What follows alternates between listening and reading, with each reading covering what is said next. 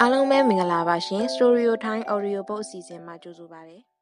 ။အခုတင်ဆက်ပေးမှာကတော့ပုံနာအိုနဲ့တားလေးရောက်ဆိုတဲ့ပုံမြင်လေးပဲဖြစ်ပါရဲ့ရှင်။ရှေးရခါကတာဝတိပြီးမှအသက်ပြ8သိန်းများချမ်းသာတဲ့ပုံနာကြီးတစ်ယောက်ရှိတယ်။ထိုပုံနာကြီးဟာအရွယ်ရောက်လူလားမြောက်လာကြပြီဖြစ်တဲ့တားလေးရောက်ကိုထိမ်းများခြင်းပြုစီလေးက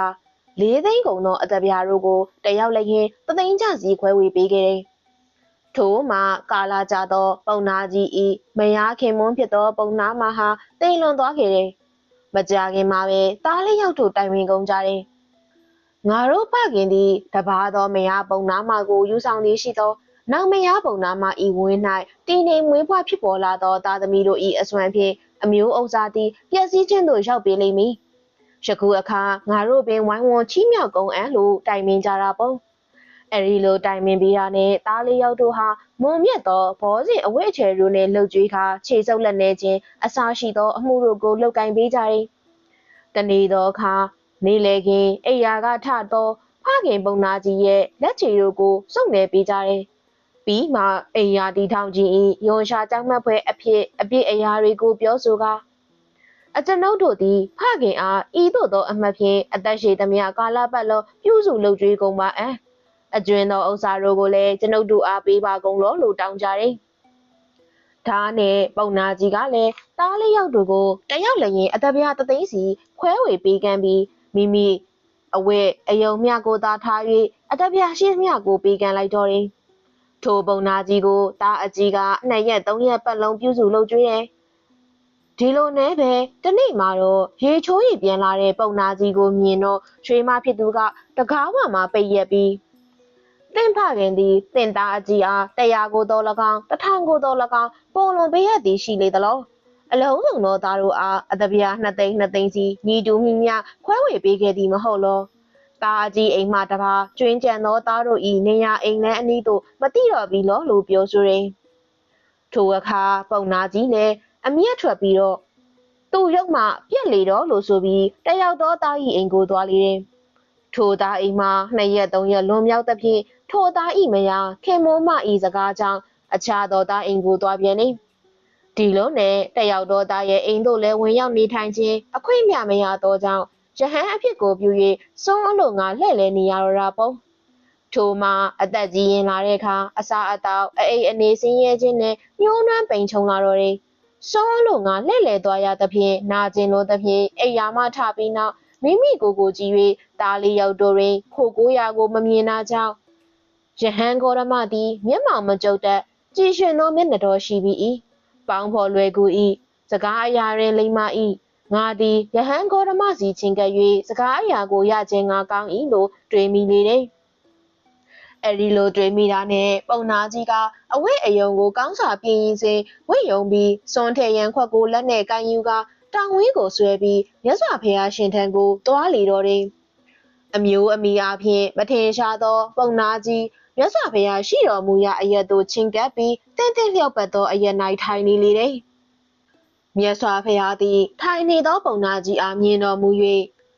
ပုံနာကြီးအသင်ကခေါင်းပါကြုံလီသောကိုရှိပြီး၏ခေါင်းပါသောအဝိအယုံရှိ၏အကြောင်းအတော့ပါနီလို့မေးမြန်းတော်မူတယ်ထိုအခါပုံနာကြီးက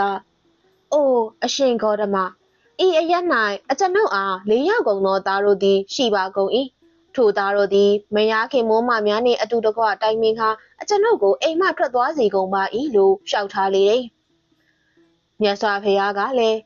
ပုံနာကြီးထို့သောဖြစ်ပါမို့ကအသင်သည်ငါဖျားဤစကားကိုနာယုံမှတ်သားပြီးအစည်းအဝေးပြုလုပ်ရာသဖြင့်တွင်အသင်ဤသားတို့တက်ရောက်သည်ရှိသောပြောပါလေလောလို့မိန်တော်မူတာပေါ့ပုံနာကြီးဟာမြတ်စွာဘုရားတော်ထံကစကားအရာကိုတင်ယူမှတ်သားပြီးနောက်ပုံနာတို့အစည်းအဝေးဖြစ်သောနေ့တွင်ဝစ်ကောင်းတစားများစင်အပ်ကုန်သောမိမိသားလေးယောက်တို့သည်ထိုအစည်းအဝေးတွင်သို့ရောက်ရှိလာကြပြီးမြတ်သောသူတို့သာထိုက်သောနေရာ၌ထိုင်နေကြတယ်ထိုအခါပုံနာကြီးကအခါအခွင့်တင်လေပြီလို့ဆုံးဖြတ်ပြီးအစည်းအဝေးတွင်အလဲသို့ဝင်ရောက်ပြီးလက်ကိုပေးမြောက်လိုက်ခါငါသည်တင်တို့အားစကားပြောဆိုခြင်းကအလိုရှိပြီသည်တင်တို့နာကြားကုန်လို့မေးလေတယ်ပုံနာကြီးဆိုပါလို့ငါတို့ကြားကုန်ပါအံလို့ဆိုတယ် ပုံနာကြီးကတပင်အစည်းအဝေးအလဲမှရက်လျက်ပင်တားလေးရောက်ဖွားမြောက်ရသဖြင့်ဝမ်းမြတ်ဝမ်းသာနှစ်သက်ခဲ့ရပါ၏တားတို့၏ကြီးပွားချမ်းသာမှုကိုလည်းတောင်းတတိုင်းပြေခဲ့ပါ၏သို့သောတားတို့သည်သူတို့၏မယားတို့နှင့်တိုင်ပင်ကြကာငါကို6လန့်ဖြတ်ထားကုန်ကြပြီသည်သူတော်မဟုတ်သူရုပ်ဘလူးတို့သည်တားသွင်ဆောင်၍ငါကိုဖခင်ဟုခေါ်ခဲ့ကြကုန်၏သူတော်မဟုတ်သူရုပ်သားတို့သည်အရွယ်အော်မင်းလာသောငါအားစွန့်ပစ်ကုန်ကြပြီတကားအိုမင်းရင်ရောအာရင်ကုံဆုံးအတုံးမကြတော့သည်မြင်းအိုကြီးကိုစားခြင်းမှဖဲထုတ်တဲ့ကဲ့သို့ထိုအတူငါကိုလည်းဖဲထုတ်ကြလေပြီ၏တာမိုက်တို့၏ဖခင်လူအိုကြီးငါသည်သူတစ်ပါးအိမ်တို့ကိုလှဲ့လေတောင်းခံစားတော့ခဲ့ရပြီတကားငါဤသားတို့သည်မိခိုရမဖြစ်ကုန်အလိုတော့မလိုက်ကုန်ငါကိုင်သောတန်ဝေးကမှကောင်းမြတ်ပေသည်နိုင်ရိုင်းကို၎င်းခွေးဆိုးကို၎င်းတောင်ဝေးကဖယ်ရှားတားမြစ်နိုင်ပြီ၏အမောင်ထဲ၌၎င်းရေအနက်၌၎င်းတောင်ဝေးကိုအဖော်ပြ၍သွားလာနိုင်ပေသည်ချက်ချော်သည်ရှိသောလဲတောင်ဝေးဖြင့်ဖေးကူပြန်မှတ်နိုင်ပေသည်တကားထိုအချိန်မှာထိုကာလမှာလူအပေါင်းတို့အားအကျဉ်သူတို့သည်အမိအဖတို့၏ပစ္စည်းဥစ္စာကိုသုံးဆောင်စားသောလျက်အမိအဖတို့ကိုလောက်ကျွဲနွေးမြူခြင်းမရှိသူတို့အားတက်အပ်၏လို့တတ်မှတ်ထားသောအချိန်ကာလဖြစ်ပါသည်ဒါကြောင့်ပုံနာကြီးရဲ့စကားအရာကိုကြားနာကြရကုန်သောထိုသားလေးယောက်တို့သည်ဖခင်ပုံနာကြီးရဲ့ခြေရာ၌ဝတ်စင်းကြရောက်ခါဖခင်ကျွန်ုပ်တို့အားအသက်ကိုပေးကကုန်လောလို့ပြောဆိုတောင်းပန်ကြတယ်ပုံနာကြီးလည်းနူးညံ့သိမ်မွေ့သောမိဘတို့၏နှလုံးသားမေတ္တာဖြင့်အိုးအချင်းတို့ငါ၏သားတို့ကိုမဖြက်စီးကြပါကုန်လေငါကိုစောင့်ရှောက်မွေးမြူကြကုန်လက်တန်းလို့ပြောဆိုလိုက်တယ်ထိုအခါပုံနာကြီးဤသားလေးယောက်တို့အားလူအပေါင်းတို့ကအိုးအချင်းတို့ယနေ့မှစ၍ဖခင်ကိုအကယ်၍မလှုပ်ခြင်းမပြုစုကြအံ့အသင်တို့အားတတ်ကုန်အံ့လို့ပြောဆိုလိုက်တယ်သားလေးယောက်လည်းကြောင်းလန့်တုန်လှုပ်သွားတာကြောင့်ဖခင်ဦးကြီးအားအင်းပြင်းခုံပေါ်မှာထိုင်စေပြီးတော့ကိုယ်တိုင်ပြမြောက်မှချီ၍အိမ်သို့ပို့ဆောင်ကြတယ်အိမ်ကိုရောက်လျင်ကိုစီးပြင်းစုံနေလိမ့်ကြံ၍နန့်တာမုံစသည်တို့ဖြင့်ရေချိုးစေပြီးမှမယားခင်မွန်ပုံနာမတို့ကိုခေါ်ယူပြီးယနေ့မှစ၍ငါတို့ဤဖခင်ကိုကောင်းစွာပြုစုလုပ်ကြွေးလေလောအကယ်၍မေးလျော့ခြင်းတို့ရောက်ကုန်အံ့အသင်တို့အားနှိတ်ကွကုန်အံ့လို့ပြောဆိုပြီးမော်မြတ်သောဘောဇင်တို့ကိုကြွေးလေထိုနေ့မှစ၍ပုံနာကြီးသည်ကောင်းမွန်သောဘောဇင်ကိုစားသုံးရခြင်းကို၎င်းချမ်းသာစွာအိပ်ရနေခြင်းတို့ကြောင့်ရက်အနှဲငယ်အတွင်းမှပင်ခွန်အားတော်ဝကပြေဖြိုးသောအိမ်ကြီးရှိလာသည့်ခန္ဓာကိုယ်ကိုကြည့်ရှုပြီးနောက်ငါအားဤသို့သောစည်းစိမ်ချမ်းသာရသည့်ယဟန်ဂေါရမကိုအမိပြု၍ရအပ်ပြီးလို့ကြံတွေးမိ၏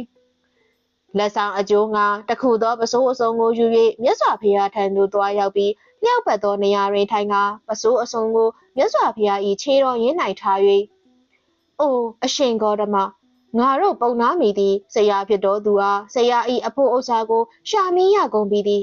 ဆရာဖြစ်သောအရှင်ဂေါရမသည်အကျွန်ုပ်၏ဆရာအဖို့ဥစ္စာဖြစ်သောပစိုးအစုံကိုခံယူတော်မူပါလောလို့လျှောက်ထားတောင်းပန်လေမြတ်စွာဘုရားဟာပုံနာကြီးအားတနာတော်မူရာကြောင့်ထိုပစိုးအစုံကိုခံယူ၍တရားကိုဟောကြားတော်မူတယ်တရားတော်အစုံမှာတော့ပုံနာကြီးဟာတရရန်ကုံတို့၌တီလာသဖြင့်အိုအရှင်ဂေါရမ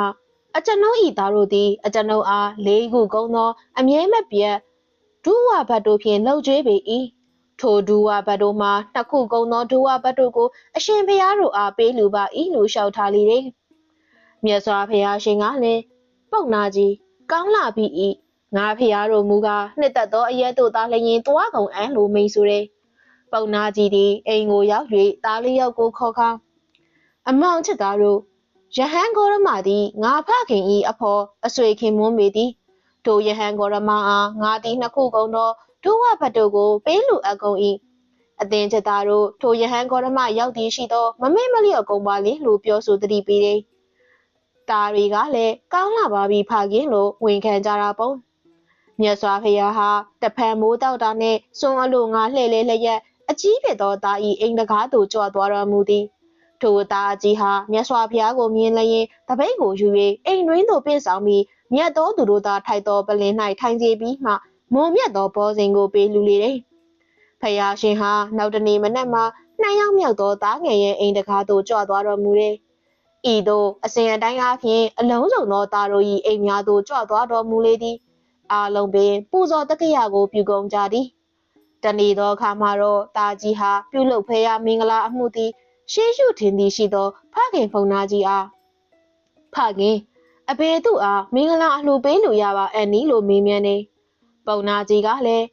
ချစ်သားငါသည်တပါတော့သူတို့ကိုမသိပါပြီယဟန်ဂေါတမသည်ငါ၏အဖော်အဆွေခင်မွန်းပေသည်လို့ပြောလေတော့ပါမူဖခင်သည်မနှက်ဖြန်အလို့ငါ900သောယဟန်တို့နှင့်အတူတကွပင့်ပေပေးပါပြီလို့လူတာကြီးဖြစ်သူကလည်းဆိုရပုံပုံနာကြီးလည်းတာအကြီးနဲ့ပြောဆိုပြီးရနဲ့ဖျားရှင်ထံသွားရောက်ပင့်ဖိတ်လေတယ်မနက်မိုးတောက်တဲ့အခါမြတ်စွာဘုရားကအချမ်းအယံနဲ့တကွထိုသားကြီးရဲ့အိမ်ကိုကြွားသွားတော်မူတယ်တာအကြီးဟာစိမ့်ဆိုသောမြေညတ်တို့ဖြင့်လိမ့်ချန်အပ်သောအလုံးစုံသောတစားစင်ထားသည့်အိမ်တွင်ဖျားအမှုရှိသောရဟန်းတန်ဃာတို့ကိုသတင်းသုံးစေတယ်ပြီးလျင်ကောင်းမြတ်သောနို့ဆိုးနှင့်မွန်မြတ်သောခဲပွေများကိုဆက်ကပ်လှုပ်ကြွေးဖယားရှင်ဆုံးဖုံပေးနေစဉ်ပုံနာကြီး၏4ယောက်သောသားတို့သည်ဖယားရှင်၏အနာတွင်ထိုင်ရင်းကအိုးအရှင်ဂေါတမအကျွန်ုပ်တို့သည်ဖခင်ကိုပြုစုလုပ်ကြွေးပါ၏မမေ့မလျော့ကြပါဖခင်၏ခန္ဓာကိုယ်ကိုကြည်တော်မူပါလောလို့လျှောက်ထားကြ၏ဖယားရှင်ကလည်းတင်တို့ပြုအပ်သောအမှုသည်ကောင်းလာပြီ၏အမိအဖတို့ကိုလှုပ်ကြွေးမွေးမြူခြင်းမိသည်ရှေး၌ဖြစ်ကုန်သောပညာရှိတို့၏အလေးအကျက်များသာလျင်သည်လို့မိန်တော်မူပါတော့တဲ့ကွယ်အခုတင်ဆက်ပေးမှာကတော့နောင်သားဆိုတဲ့ပုံမြင်လေးပဲဖြစ်ပါရဲ့ရှင်တခါကခွေးနဲ့ကြောင်တို့ဟာအိမ်မှာအတူတကွနေထိုင်ကြတယ်သို့တော့သူတို့နှစ်ကောင်ဟာအချင်းချင်းမတည့်ကြကြောင်ကခွေးရဲ့စားကိုစားတောက်တတ်၍ခွေးကကြောင်ရင်းတို့ကိုခိုးယူတောက်လက်လေးရှိရင်တကောင်နဲ့တကောင်အစင်အမြဲရန်ဖြစ်ဆူညံနေတာပေါ့ဒါနဲ့အိမ်ရှင်ကသူတို့နှစ်ကောင်ကိုမင်းတို့နှစ်ကောင်ဟာအမြဲရန်ဖြစ်နေကြတာပဲဒီအိမ်မှာမနေနဲ့နှစ်ကောင်လုံးထွက်သွားကြမင်းတို့အတန်ကြားရတာနားကြီးရဲ့လို့မကြာခဏစူပူချိန်မောင်လေးရှိရဲ့ဒါပေမဲ့သူတို့နှစ်ကောင်ဟာထိုအိမ်ကနေတပါတခြားနေရာကိုလည်းသွားစရာမရှိတာကြောင့်ကောက်ကပ်ပြီးနေကြရတာပေါ့ဒါပေမဲ့ခွေးနဲ့ကြောင်ဟာရန်ဖြစ်ပြန်ရအိမ်ရှင်ကကြောင်ကိုနို့နှဲငယ်ပေးပြီးခွေးကိုအစားအစာအနှဲငယ်စီပေးကမင်းတို့ဒီနို့နဲ့စားစာတွေယူပြီးအဝေးကိုသွားကြဒီမှမနေကြနဲ့တော့လို့ဆိုပြီးအိမ်ကနေနှင်ထုတ်လိုက်တယ်သူတို့နှကောင်ကိုအပြင်ထုတ်ပြီးတော့အိမ်တကားကိုပိတ်ထားလိုက်တာပေါ့ခွေးကအဝေးတနေရာကိုထွက်သွားတယ်ရေအိုင်တိုင်းနားကိုရောက်တော့အစာကိုစားဖို့ရက်လိုက်တယ်ထိုအချိန်မှာကြောင်ကနွားနိုတွေကိုကုံအောင်တောက်ပြီးသွားပြီးတော့ခွေးစီကိုရောက်လာတယ်ခွေးကကြောင်ကိုမင်းနွားနိုတောက်ပြီးပြီမလားဒါငါအစာအဝေးမှာသွားနေလို့ပြောပြီးအစာကိုကိုက်ချီလိုက်တယ်ထိုအခါခွေးကရေအိုင်ထဲမှာသူ့ရဲ့အရိပ်ကိုလှမ်းမြင်သွားတယ်ဒါပေမဲ့သူ့အရိပ်လို့မထင်အစာကိုက်ချီထားတဲ့တခြားခွေးတကောင်တို့သာထင်မှတ်နေတယ်ဒီတော့ကြောင်ကလည်းရေကန်တွေကခွေးကိုက်ချီထားတဲ့အစာကိုကြည့်စမ်းအကြီးကြီးပဲမင်းပါလို့လူမယူတာလဲလို့ခွေးကိုမြှောက်ပေးတာပေါ့ခွေးကလည်းရေကန်မှာထင်နေတဲ့သူ့ရဲ့အရိပ်ထဲကအစာကိုထိုးဟပ်လိုက်တဲ့ဒီတော့သူ့ရဲ့ပါးစပ်ထဲကအစာတုံးကအောက်ကိုပြုတ်ကျသွားပါလေရောခွေးကရေကန်ထဲကိုခုန်ဆင်းပြီးအစာတုံးကြီးကိုရှာတယ်ဒါပေမဲ့မတွေ့တခြားခွေးကိုလည်းမတွေ့တော့မှသူ့ရဲ့အရိပ်မှန်တည်သွားတယ်သူရေကန်ကနေကုန်းပေါ်ကိုတက်လာတယ်သူ့ရဲ့ပါးစပ်ကနေလွတ်ကျသွားတဲ့အစာကိုရှာဖွေပေမဲ့မတွေ့ရတော့ဘူးကြောင်ကကိုက်ယူပြီးတော့ထွက်ပြေးသွားပြီခွေးလည်းနောက်ဆိုငါလောဘမကြည့်တော့ဘူးတခြားတိရစ္ဆာန်တွေစီကလည်းအစာကိုလူယူမစားတော့ဘူးအခုဆိုလောဘကြီးမိလို့လူစားမိလို့ငါရရှိထားတဲ့အစာကိုတော့မစားရတော့ဘူးလို့နောင်နာရရှိသွားပါတော့တဲ့ကွယ်အခုတင်ဆက်ပေးမှာကတော့မိုက်မဲသောကြက်ဖာဆိုတဲ့ပုံမြင်လေးပဲဖြစ်ပါရဲ့ရှင်တခါတော့ကပေါ့တကောင်နဲ့တကောင်တော်တော်ချစ်ကြတဲ့ကြက်ဖနဲ့ကြက်မဆုံးတွဲရှိကြတယ်တောင်ပေါ်မှာသစ်စိမ်သီးတွေကိုတီးတဲ့ရာသီရောက်တော့အရေရွှမ်းနဲ့အဲ့ဒီသစ်စိမ်သီးကိုစားချင်တာနဲ့တောင်ပေါ်တက်ကြမယ်ဆိုပြီးနှစ်ကောင်သားထွက်လာခဲ့ကြတယ်။တောင်ပေါ်ရောက်တော့တနေ့လုံးသစ်စိမ်သီးတွေကိုစိတ်ကြိတ်လျှောက်စားကြတယ်။ဒါနဲ့ညနေရောက်လို့အိမ်ပြန်မယ်လဲလို့ရောစားထားတာတွေကြောင့်ဗိုက်လေးပြီးလမ်းမလျှောက်နိုင်တော့ဘူးဖြစ်နေတာပေါ့။ကြက်ဖာကြီးကလှဲနဲ့ပြန်ကြမယ်ဆိုပြီးသစ်စိမ်ကိုင်းတွေနဲ့လှဲလုပ်တယ်။ဒါပေမဲ့လှဲဆွဲမဲ့သူကမရှိကြဘူး။အဲ့ဒီအချိန်မှာပဲတောင်ပေါ်မှာနေတဲ့ဝမ်းမဲတကောင်ကကြက်လင်မယားဟာသူ့နယ်မြေကိုကျူးကျော်လာတယ်လို့ဆွဆွဲပြီးတိုက်ခိုက်ပါလေရောဒါပေမဲ့နှုတ်သီးချွန်လဲရှိအတက်လဲရှိတဲ့ကြက်ဖာကြီးကိုတော့ဘယ်နိုင်မှမလဲအရှုံးပေးလိုက်ရတယ်ကြက်ဖာကြီးကလည်းရှုံးသွားတဲ့ဝမ်းဘဲကိုလှဲဆွဲခိုင်းတယ်ဘဲဆွဲတဲ့လှဲနဲ့ထွက်လာလိုက်ကြတာ လန်တဝဲရောက်တော့အက်နဲ့တွဲအက်ကလဲကိုတားနေတာတွေ့ရတယ်။သူတို့လည်းလိုက်ပေးရစီလို့ဆိုတာနဲ့ကျဖာကလည်းလဲပေါ်ကိုခေါ်တင်လာခဲ့။သူတို့ရဲ့ကိုလေးတွေကတိတိလေးတွေဆိုတော့လဲလေးမှမလေးပဲကိုဒီလိုနဲ့လမ်းကမှောင်လာတယ်လဲဆွဲရတဲ့ဘဲကလည်းမောလာတော့နားကျင်နေပြီတဲခိုကန်တစ်ခုကိုရောက်တော့ရက်နားလိုက်ကြတာပေါ့ပထမတော့တဲခိုကန်ပိုင်ရှင်ကသူတို့အုပ်စုကိုတွေ့ပြီးတော့လက်မခံချင်ဘူးကျက်ဖာကလမ်းမှာကျမဥလာတဲ့ကျက်ဥတွေကိုပေးလိုက်တော့လဲလက်မခံချင်ဘူးနောက်ဆုံးကြတော့မနဲ့မိုးလင်းရင်သူတို့လှဲကိုဆွဲလာတဲ့ဘဲကိုပါပေးပါမယ်လို့ပြောတော့လက်ခံလိုက်တယ်သူကအဲ့ဒီဘဲဟာဝမ်းဘဲဥတနေ့တလုံးမှန်မှန်ဥတယ်လို့ပြောလိုက်တာကို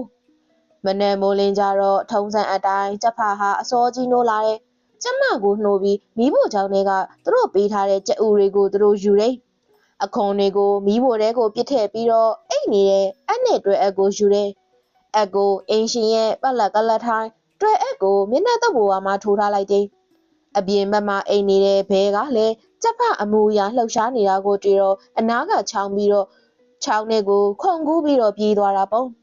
။တိတ်မကြခင်မှာပဲအင်းရှင်ကနိုးလာတယ်။သူကမျက်နှာတစ်ပြီးတော့မျက်နှာတုပ်ပေါ်နဲ့တုပ်တော့တွဲအက်ကမျက်နှာကိုစူတယ်။ဆေးတံကိုမီးညှိဖို့မီးဖို့နာကိုသွားတော့မီးဖို့တဲကကြက်ဥခွန်ကပောက်ပြီးတော့သူ့မျက်နှာကိုမှန်နေ။ဒါနဲ့စိတ်ပြက်လက်ပြက်ပတ်လက်ကလတ်ထိုင်မှသွားထိုင်တော့ဖင်ကိုအက်ကစူးပြန်ပြောရော။သူ့ကိုပေးထားတဲ့ဘဲကိုသွားရှာတော့လဲမတွေ့တော့ဘူး။ဒါအပြင်ကျက်ဖနဲ့ကျမကိုပါမတွေ့ရတော့ဘူး။နောင်ဆိုဒီလိုဒုက္ခပေးတဲ့ဧည့်သည်တွေကိုလက်မခံတော့ဘူးလို့အင်ရှင်ကတွေးလိုက်တာပေါ့။ရန်နေကြတော့လှဲစီးရတာကိုကြိုက်တဲ့ကျမကလှဲစီးခြင်းပြန်နာကြောင့်ပူစားပြန်ရောဒီတခါကျက်ဖာလည်းလှဲလို့ရတယ်ကျက်ဖာကကြွက်6ကောင်ကိုလှဲမှာတက်ပြီးတော့ဆွဲခိုင်းနေသူတို့ဇနီးမောင်နဲ့လှဲစီးလာရင်းနဲ့လမ်းမှာကြောင်တစ်ကောင်နဲ့တွေ့တယ်ကြောင်ကသူ့လဲလိုက်ပါရစီဆိုတာနဲ့လှဲပေါ်ကိုခေါ်တင်နေဆက်သွားရင်ကြောက်ကြိတ်ဆုံတစ်လုံးနဲ့တွေ့တယ်သူကမြေခွေးစီကိုလိုက်ချင်တယ်လို့ပြောတာနဲ့တင်ခေါ်ခဲ့ပြန်နေဒီလိုနဲ့လမ်းမှာကြက်ဥဝမ်းပဲတွဲအပ်စသဖြင့်တွေ့တော့လေလှဲပေါ်ကိုခေါ်တင်လာခဲ့တာပေါ့မြေခွေးအိမ်ကိုရောက်တော့မြေခွေးကမရှိဘူးကြွက်6ကောင်ကလှဲကိုအိမ်ထဲထိဆွဲသွားတယ်ကျဖနဲ့ကျမကခေါင်မုံးနာကရက်မပေါ်တန်းနာတယ်ကြောင်ကမီးဖိုထဲမှာဝမ်းပဲကရေတိုင်ကြီးနားမှာကြောက်ကြိတ်ဆုံကတကားနားမှာသူတို့အတီးတီးနားနေကြတာပေါ့တိတ်မကြလိုက်ပါဘူးမြေခွေးကလည်းပြန်ရောက်လာတယ်သူကမီးဖိုထဲကိုသွားပြီးမီးမွေးမယ်လို့တော့ကြောင်ကပြားတွေကိုမြေခွေးမျက်စီထဲပတ်ထည့်လိုက်တယ်မြေခွေးကမျက်နှာတစ်ဖို့ရေတိုင်ကြီးနာသွားတော့ဝမ်းမေးကရေတိုင်ကြီးတွေကရေတွေကုန်အောင်သူ့ကိုပတ်လိုက်တယ်သူကမျက်နှာသုံးမလို့မျက်နှာသုံးပေါ်ကိုယူလိုက်တယ်ကြက်ဥတွေကမျက်နှာသုံးပေါ်မှာရှိနေတော့ကြက်ဥတွေကွဲပြီးသူ့မျက်နှာတစ်ခုလုံးပေးကုန်တာပေါ့နောက်ဆုံးဒေါသဖြစ်ဖြစ်နဲ့ခေါင်းအုံးပေါ်အိတ်မဲလို့လှဲလိုက်တော့ခေါင်းအုံးမှာရှိတဲ့အက်ကသူ့ရဲ့ပါကိုစူးပြန်နေဒါကြောင့်ဒီအိမ်မှာမနေရတော့ဘူးဆိုပြီးတော့ထွက်ပြေးပြန်တော့လေတကားဝါကကြောက်ကြိတ်ဆုံကြီးကမြေခွေးရဲ့ခေါင်းပေါ်ကိုပြုတ်ချပြီးမြေခွေးဟာတိတ်ဆုံးသွားပါလေရောတနေ့မှာတော့ကျဖာနဲ့ကျမဟာတောင်မော်ကိုသွားကြပြန်နေဒီတခါရတဲ့တတိတွေကိုတဝက်စီခွဲယူကြမယ်လို့ခရီးပေးတယ်ဒါပေမဲ့တောင်မော်ရောက်လို့တတိရှာရင်းနဲ့အင်မတန်ကြီးရဲ့တတိသလုံးကိုကျမကရတဲ့အခါသူကကျဖာကြီးကိုခွဲမပြီးကျင်တော့ဘူးဒါကြောင့်တိတ်တိတ်တစိမ့်အဲ့ဒီတတိကိုမျိုးချလိုက်တာလေချောင်းမှာတစ်ဆိုနေပါလေရောကျမကြီးကလန့်ပြီးတော့ကျဖာကိုတောက်ဖို့ရေးမမြဲခတ်ခိုင်းနေကျဖာကလည်းမျက်စီကိုပြေးပြီးရေနည်းနည်းပေးဖို့တောင်းနေမြစ်ကမြစ်ဖျားမှနေတဲ့သတို့သမီးငယ်စီသွားပြီးပိုးကျိုးတောင်းမှာပိုးကျိုးရလာရင်ရေပေးမယ်လို့ပြောတယ်သတို့သမီးစီမှာပိုးကျိုးတောင်းတော့လေသတို့သမီးကဥယျာဉ်ထဲကမိုးမခပင်မှာချိန်ထားတဲ့ပန်းကုန်းကိုအရင်ယူလာပါဒါဆိုပိုးကျိုးပေးပါမယ်လို့ပြောလိုက်တာပေါ့ဒီလိုနဲ့ကျက်ဖာလဲဥယျာဉ်ထဲကိုပြေးရတယ်ပြီးတော့မိုးမခပင်ကပန်းကုန်းကိုယူပြီးသတို့သမီးကိုပေးတယ်သတို့သမီးပေးတဲ့ပိုးကျိုးကိုယူပြီးမြစ်ကိုပေးတယ်မြစ်ကရေပေးတယ်မြစ်ရေရလို့သူပြန်လာတဲ့ခါမှာတော့ကျမကြီးဟာအသက်ရှူလို့မရလို့တေဆုံးနေတာကိုပဲတွေ့လိုက်ရတာပေါ့ကျက်ဖာကြီးကလည်းဝမ်းနေပြီးတော့ငိုတယ်ကြွက်ကလေး6ကောင်ကလည်းကျမတင်မှုမตาတင်လှဲကလေးလုပ်တယ်အရီနောက်ကျမအလောင်းကိုတင်ပြီးတော့ပြန်လာတော့လမ်းမှာမြေခွေးနဲ့တွေ့တော့သူလဲအာသူပလိုက်ပို့ပါရစေလို့ပြောပြီးမตาလဲနောက်ကတက်လိုက်လာတယ်အရီလိုနဲ့အာသူပပို့ခြင်းနဲ့ဆိုရဲဝင်ပလွေစိတ်ဝက်ဝွန် စတဲ့အကောင်ပေါင်းစုံဟာမတာရထားပေါ်တက်လိုက်လာခဲ့ကြတယ်။ချောင်းတစ်ခုရောက်တော့တရားမရှိဘူး။ကောက်ရိုးတမြင်ကသူ့တရားလုပ်ပေးရစေဆိုတော့လက်ခံလိုက်တယ်။ကောက်ရိုးတရားပေါ်ကလှဲလေဖြက်ရောလေးလံလွန်အားကြီးလာတဲ့လှဲဟာကောက်ရိုးကိုဖျက်စီတယ်။လဲလေရေထဲကျသွားတော့မိုင်မဲတဲ့တရိတ်ဆန်တွေအားလုံးဟာတေဆုံးကုန်ကြပါတော့တဲ့ကွယ်။ပုံမြင်လေးကတော့ဒီနေရာမှာပဲပြီးဆုံးသွားပါပြီရှင်။နားဆင်ပေးကြတဲ့ပရိသတ်များအားလုံးမင်္ဂလာရှိသောနေ့ရက်များကိုပိုင်ဆိုင်နိုင်ကြပါစေရှင်။